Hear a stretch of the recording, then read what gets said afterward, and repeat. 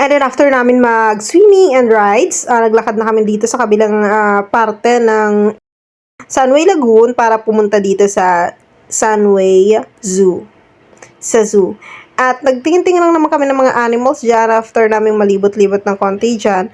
Umakyat na kami dito sa hanging bridge. So, bago nga pala ako dito naglakad is ilang minuto muna akong nag-ipon ng lakas ng loob para lawaka dito. Kasi naman, hello, it is 428 meters. Sabi ko, kaya to.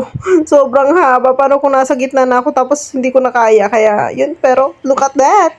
Natapos ko siya. Diyan na ako. Malapit na ako. Successful! So, ayan, after naman dun sa bridge, ayan, ito pa rin makikita, marami pa ring ride. So, nagala-gala lang kami dyan, naglakad-lakad kami.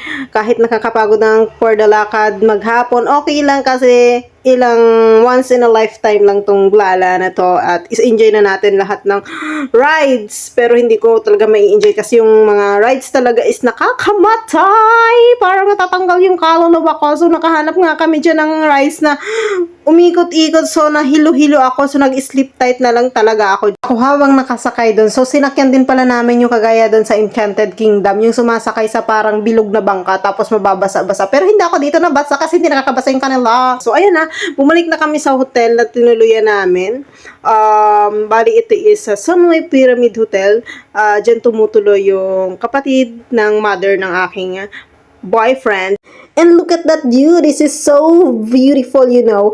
Kapag pumunta kayo dito sa Sunway, dito sa Malaysia, mai-enjoy nyo talaga dito kasi may mall, may lagoon, may maraming pagkain, maganda yung view. Basta pag pumunta kayo dito, very worth it. Kaya sulitin nyo ang isang araw nyo na paggagala dito. So, ayan na, nag-book na kami ng Grab para pumunta doon sa mismong hotel na binook ng mother ng boyfriend ko. So, bali, ito yung view naman. Nandito na kami sa hotel na tinutuluyan namin. Bali, 2 days kami dito. At maganda siya, malawak siya. And it's the day, birthday na po ni Tita May. At ito po yung dahilan kung bakit nandito po kami sa Malaysia. Dito niya po gusto i-celebrate ang kanya 50th birthday. So, ayan, ngayong araw nga po is dito po kami namasyal sa Batu Cave. Bali, una po namin pong pinasok na cave is ito pong Ramayana Cave. Bali, dito po sa Ramayana Cave, meron po ditong 15 ringgit entrance fee. So, dito po sa baba, ito po agad ang bubungad sa inyo. Mga statue po about po sa Hinduism. Bali yan, for the picture po muna kami dyan, sa mga view po dyan.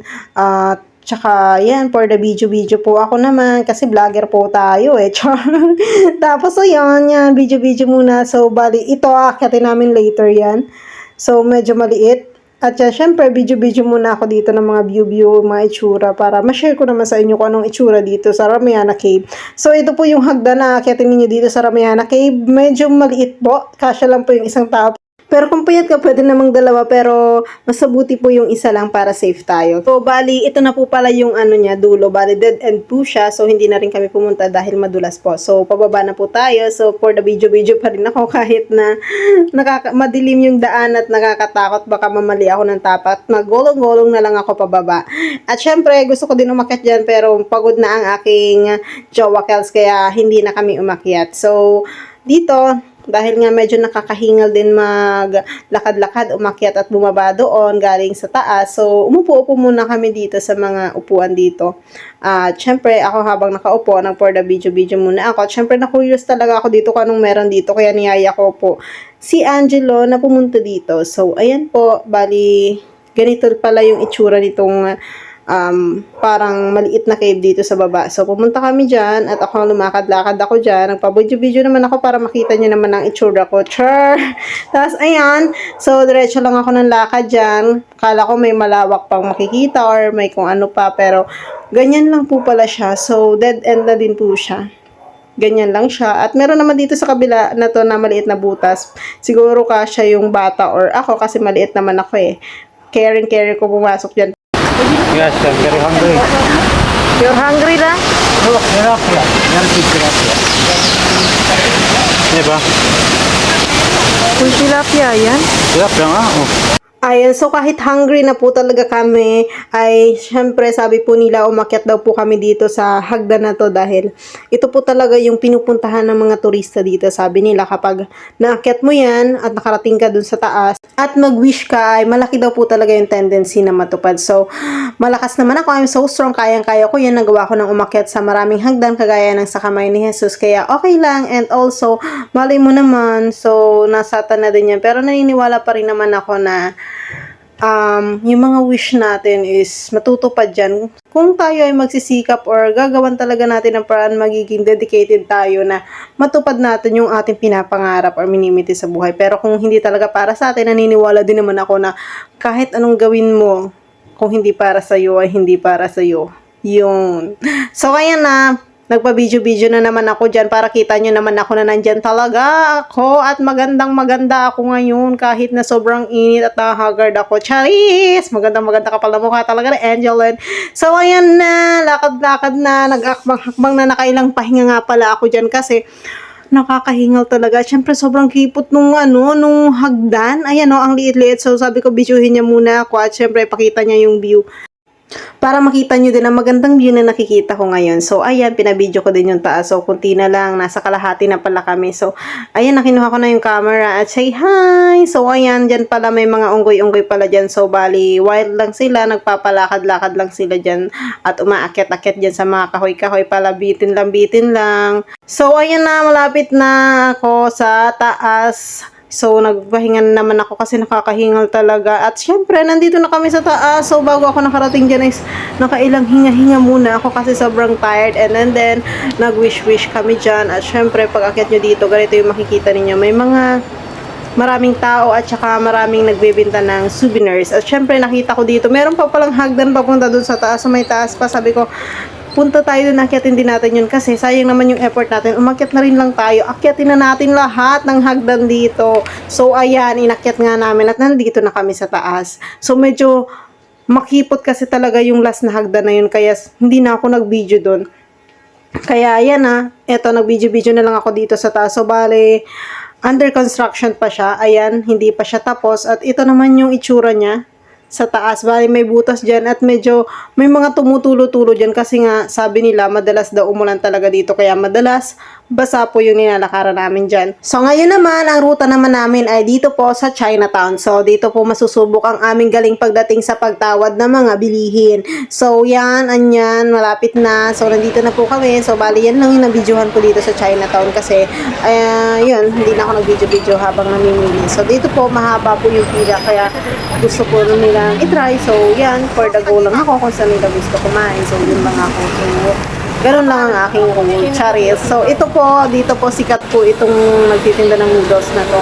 Bali, mahaba po talaga yung pila dyan. So, ayan, binidyohan ko po yung taong nag-prepare ng mga pagkain na ihahain sa mga customers. So, napakabilis po talaga niya mag-prepare ng mga foods.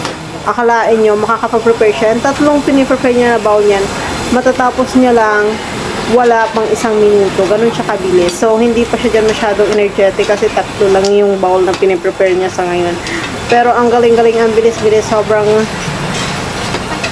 energetic talaga. So, siguro ako hingal na siguro. Pero, syempre, sanayan lang naman yan kung araw-araw mo nang ginagawa mga bagay-bagay. So, basic na lang talaga yan sa'yo. At, sobrang bilis mo na lang talaga gawin yan. So, ayan, for the halo-halo. So, ayan, tapos na yan.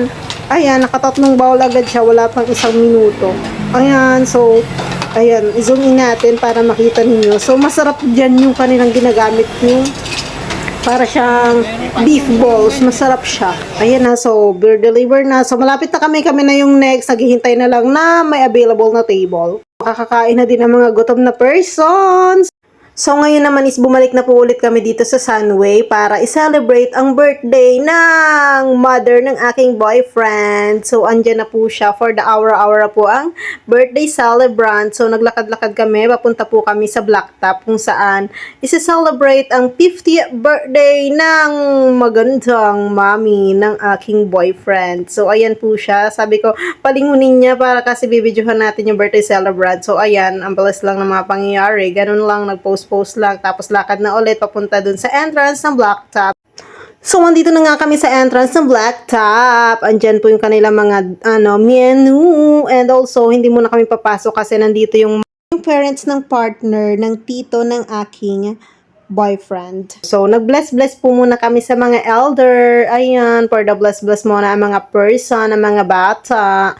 And then after ng pag-bless ng mga bata, pumunta na kami sa entrance para pumasok sa Black Top para bigyan ng magandang entrance ang birthday celebrant. So ayan, for the lakad-lakad sa loob, pasok muna tayo dito sa loob. So ako yung nasa huli kasi ako yung feeling vlogger. Tapos andyan na, so andyan na po silang lahat. So for the video ako dito. So sabi nila may pa-red carpet daw para sa birthday celebrant. So for the wait din naman ako dun sa red carpet pero wala pala. So umupo na lang din kami para kumain na.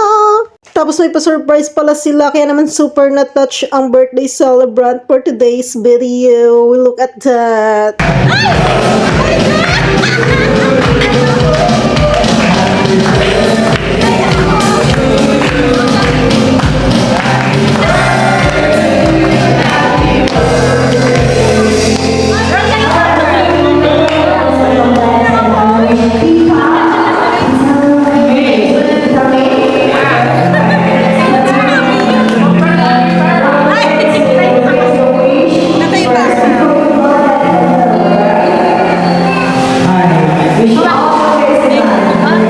Gusto pa, no? May tagahawak ka ba? Naiyak ako.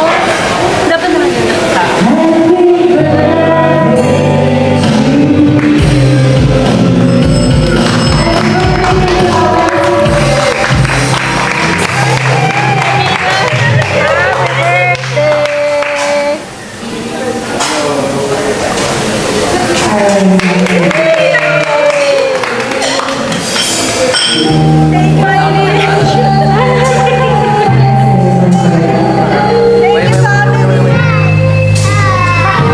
What's your reaction?